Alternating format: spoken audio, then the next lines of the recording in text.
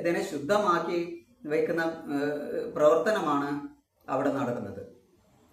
ആ ശുദ്ധമാകുന്ന സമയത്ത് നമുക്ക് ശാരീരികമായിട്ടും മാനസികമായിട്ടും ആത്മീയപരമായിട്ടും ദുഃഖങ്ങൾ തീർച്ചയായും നേരിടേണ്ടി വരും.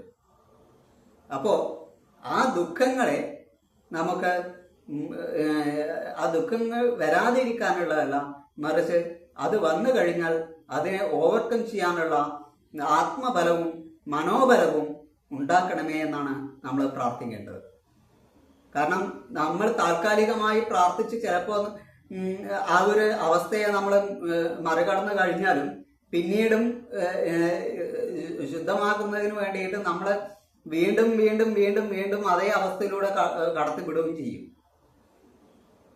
അത് ഒരിക്കലും നിങ്ങളെ പൂർണ്ണമായിട്ടും അങ്ങനെ ഒഴിവാക്കുന്നില്ല. ആ ഒരു പ്രശ്നം താൽക്കാലികമായി തരുമ്പോൾ അതിൻ്റെ ഇരട്ടി പ്രശ്നങ്ങൾ വേറെയും നിങ്ങളിലേക്ക് കടന്നു വരും. അത് നിങ്ങൾ ശ്രദ്ധിച്ചാൽ മതി. കാരണം ഒരു പ്രാർത്ഥന കൊണ്ട് അല്ലെങ്കിൽ ഒരു പ്രശ്നത്തെ പരിഹരിക്കാൻ